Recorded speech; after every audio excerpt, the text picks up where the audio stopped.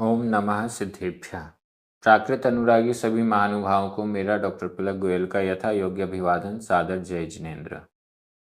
प्राकृत diploma course के अंतर्गत पाठ्य पुस्तक प्राकृत गद्य पद्य सौरभ भाग 2 का अध्ययन चल रहा है।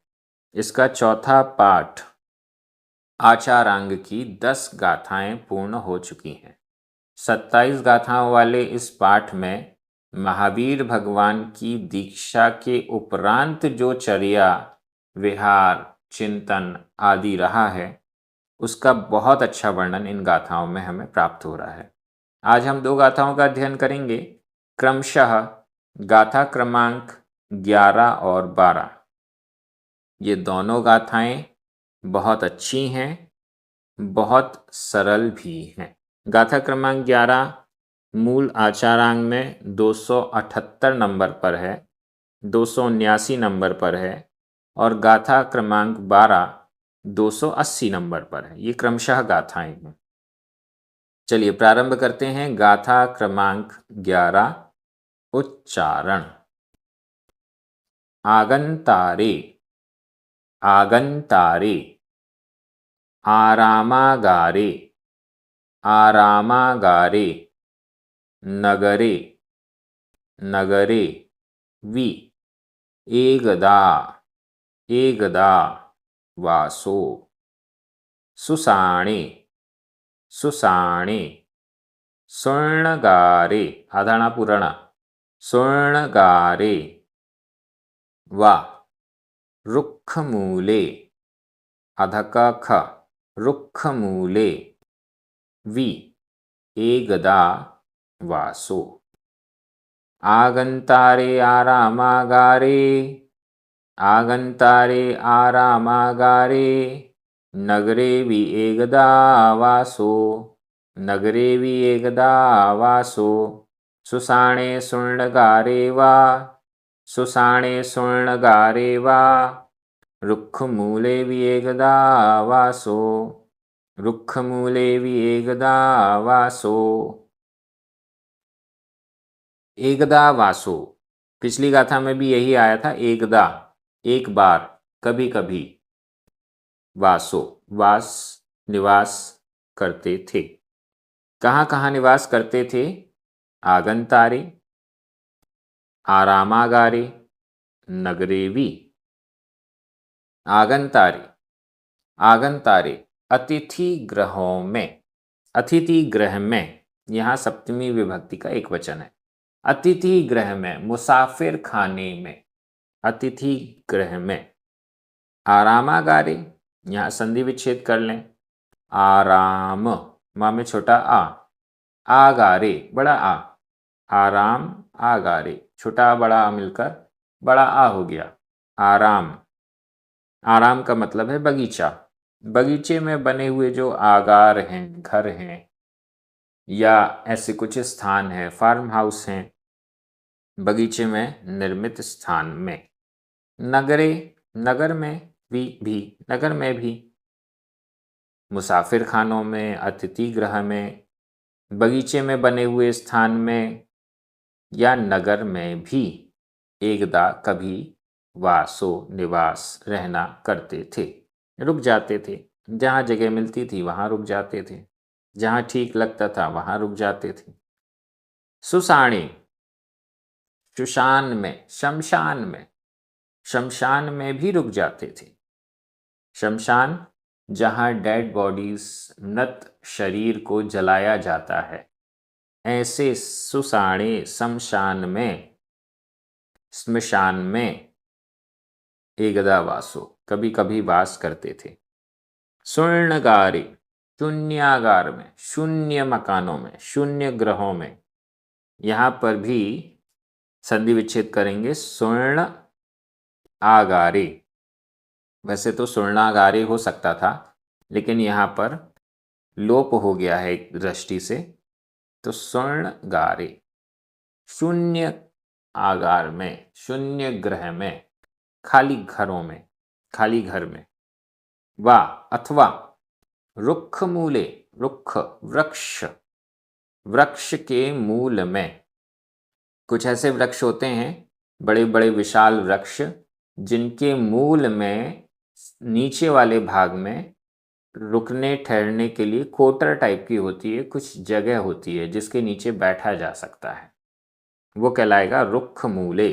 या फिर सीधा सीधा वृक्ष है, वृक्ष की जड़ में या वृक्ष के नीचे, वृक्ष की छाया में, वो भी हो सकता है रुक्ख मूल का अर्थ। तो रुक्ख यानी वृक्ष के मूले, मूल में। भी एकदा एक बार, कभी कभी। वासो वास, निवास, रहना, रुकना करते थे। मुसाफिर खानों में, अतिथि गृहों में, बगीचों के मध्य फार्म हाउस में, या बगीचे हैं तो उनके बीच में ऐसी कोई जगह जहाँ पर सब कुछ प्रासुक है, ठीक है, उनके योग्य है। नगर में भी, गांवों में भी, श्मशान में भी जहाँ कोई नहीं है, जहाँ लोगों को जाने में अकेले डर लगता है, ऐसे स्थान पर भी। स्वर्ण ग्रह में भी, जो शून्य है, एकदम खाली मकान है, खाली लोगों ने छोड़कर चले गए हैं, शून्य ग्रह में भी। और या फिर वृक्ष के मूल में भी आवास करते हैं। ऐसी किसी जगह पर वो आवास नहीं करते जहां उन्हें रोका टोका जाएगा। रोका टोका जाएगा तो वो उस जगह को छोड़ देंगे। ऐसी जगहों पर निवास करते हैं जहां किसी की कोई रोक टोक नहीं है, किसी का स्वामित्व नहीं है। यहाँ एक भी बार नहीं कहा कि किसी के घर में रुकते हैं, ये कहा कि शून्य ग्रह में रुकते हैं, ये कहा कि जहाँ पर सभी लोग रुक सकते हैं वहाँ वो रुकते हैं। मुसाफिर खाना या अतिथि गृह ऐसे बने होते थे जो भी आए रुक सकता है, उसके लिए उसे किसी से पूछना या बताना नहीं पड़ता। ऐसे गृह बगीचे हैं, सभी के लिए खुले हुए हैं, उस बगीचे में कुछ देर रुक सकते हैं, नगरों में कहीं पर भी रुक सकते हैं, वृक्ष के नीचे रुक सकते हैं, ऐसे मकान जो खाली हैं वहां जाके रुक सकते हैं, कोई भी रुक सकता है। ऐसी जगह पर वो रुक जाते थे। ये बहुत अच्छी गाथा है। पिछली गाथा के बाद लगातार ये उसी पैटर्न पर आगे बढ़ रही है। व्याकरण की दृष्टि से देख लेते हैं। आगंतारे, आरामागारे, नगरे, सुसाणे, स्वर्णगारे, रुक्षमूले, ये सभी सप्तमी विभक्ति का एक वचन है। वी 2 बार, एकदा 2 बार, वा, ये सभी अव्यय हैं। वासो 2 बार आया है, प्रथमा विभक्ति का एक वचन है। मैं एक बार हिंदी अर्थ कर रहा हूं, आपकी नज़र प्राकृत शब्दों पर जानी चाहिए। भगवान श्रमण महावीर कभी अतिथि गृह में, बगीचे के स्थान में, नगर में भी रहना करते थे। कभी श्मशान में अथवा शून्य ग्रह में, वृक्ष के मूल में, पेड़ के नीचे भी निवास करते थे। बहुत अच्छी गाथा है। आगे की गाथा इसी को और आगे बढ़ा रही है। गाथा क्रमांक 12, उच्चारण।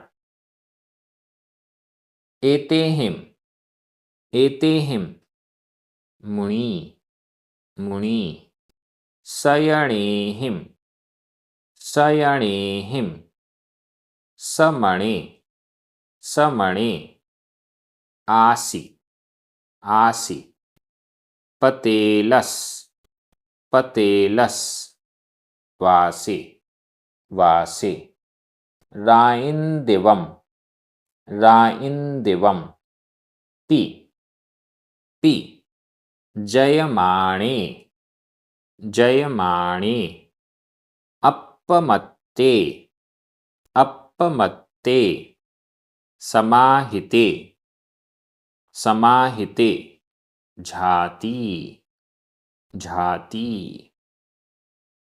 एतेहि मुनिशयणेहि, एतेहि मुनिशयणेहि, समणे आसीपते लसवासे, समणे आसीपते लसवासे, राइन्दिवम्पि जयमाणे, राइन्दिवम्पि जयमाणे, अपमत्ते समाहिते झाति, अपमत्ते समाहिते झाति। बड़ी अच्छी गाथा है। एते ही मुनि, मुनि, वे मुनि, वे मुनि श्रमण भगवान महावीर, मुनि वे मुनि, एते ही शयणे ही, इन एते ही इन शयणे ही स्थानों में, शयन का अर्थ स्थान, इन स्थानों में, इन शरण स्थलों में, इन स्थानों में समणे, समणे समता युक्त मन वाले, समणे यहाँ स से सम और मण मन, सम मन वाले, समता पूर्वक जिनका मन है, समता से सहित जिनका मन है, ऐसे आसी थे, थे आसी यानी थे यानी रहे, वे रहे समता पूर्वक मन से युक्त रहे, एते ही शयणे ही समणे, ऐसे स्थानों पर मुनि भगवान श्रमण महावीर समणे समता युक्त मन वाले होते हुए आसी रहे। कितने टाइम तक रहे? पतेलस वासे, वासे वर्ष, पतेलस 13, पतेलस का अर्थ है 13वें, प प्र ते 3 लस 10, ऐसे तेलस, तेरस, त्रयोदश, 13वां, 13वें वासे, 13वें वर्ष में, मतलब इतने लंबे समय तक, 13वें वर्ष तक तो वे ऐसे ही भ्रमण करते रहे। पतेलस वासे 13वें वर्ष में, 12.5 वर्ष और 15 दिनों में, पतेलस वासे 13वें वर्ष में, राइन्दिवम्पि, राइन्दिवम रात और दिन ही, मतलब इतना लंबा समय, 13 वर्ष उनका, लगभग 13 वर्ष उनका ये दीक्षा वाला काल है, मुनि अवस्था वाला काल है, तो इस पूरे समय, इतने लंबे समय तक वो इस प्रकार से रहे। राइन्दिवम्पि रात्रि, दिवम दिन, रात और दिन भी, दिन रात भी, कोई ऐसा समय नहीं, राइन्दिवम रात्रि और दिन, दिन रात ऐसा कोई समय नहीं जब वो ऐसी अवस्था में ना रहे हों। राइन्दिवम्पि दिन रात भी, जयमाणे यत्न पूर्वक, यत्न करते हुए, जयमाण वर्तमान कृदंत का ये प्रयोग है, जयमाणी सावधानी बरतते हुए, अपमत्ते अप्रमत्त प्रमाद से रहित, प्रमाद से रहित, समाहिते समाहित चित्त वाले, एकाग्र चित्त वाले, एकाग्र अवस्था वाले, झाति, यहाँ पर वैसे छोटी ई की मात्रा होनी चाहिए, लेकिन गाथा में छंद की पूर्ति के लिए बड़ी कर दी गई है। झाति ध्यान करता था, है, ध्यान करता है, लेकिन भूतकाल में इसको ले जाएंगे तो ध्यान करते थे। वे मुनि राइन्दिवम रात दिन भी, जयमाणे सावधानी पूर्वक, सावधानी से सहित होते हुए, अपमत्ते प्रमाद से रहित, समाहिते समाहित चित्त वाले, एकाग्र चित्त वाले, मन को एकाग्र करते हुए, झाति ध्यान करते थे। पूरे 13 वर्ष समथिंग उन्होंने यहाँ वहाँ विहार किया और ध्यान ही किया है। ऐसे वे भगवान श्रमण महावीर जहाँ जहाँ जिन जिन स्थानों पर गए, वहाँ वहाँ पर समता पूर्वक मन रहा उनका, समता पूर्वक रहे। लगभग 13वें वर्ष में, पतेलस वासे 13वें वर्ष तक वो ये सब करते रहे। 13वें वर्ष में भी वो ऐसे थे। ये यहाँ वर्णन आया है। व्याकरण की दृष्टि से देख लीजिए। एतेहिम, सयणेहिम, ये दोनों ही तृतीया विभक्ति के बहुवचन हैं। मुनि, समणे, जयमाणे, ये सभी प्रथमा विभक्ति के एक वचन हैं। जयमाणे यह वर्तमान कृदंत का प्रयोग है। आसी, भूतकाल अन्य पुरुष एक वचन का क्रिया रूप है। पतेलस, वासे, अपमत्ते, समाहिते, ये सभी सप्तमी विभक्ति का एक वचन है। पतेलस में कोई विभक्ति नहीं लगी है, मूल शब्द का प्रयोग किया गया है। राइंदिवम, पी, ये दोनों ही अव्यय हैं। झाति, वर्तमान काल अन्य पुरुष एक वचन का क्रिया रूप है, लेकिन इसका अर्थ भूतकाल में किया गया है। मैं एक बार हिंदी अर्थ कर रहा हूं, आपकी नजर प्राकृत शब्दों पर जाएगी। इन स्थानों में मुनि भगवान श्रमण महावीर 13वें वर्ष में समतापूर्वक मन वाले होते हुए रहे। दिन रात भी सावधानी बरतते हुए प्रमाद रहित एकाग्र अवस्था में ध्यान करते थे। बहुत अच्छी ये गाथाएं हैं। प्राकृत डिप्लोमा कोर्स के अंतर्गत हम सभी प्राकृत का गंभीर अध्ययन कर रहे हैं। प्राकृत की हर विधा में अपने आप को निष्णात करने का प्रयास कर रहे हैं। ये बहुत अच्छा है। ये कोर्स इसी प्रकार से आगे बढ़ता रहेगा। सभी को जय जिनेंद्र।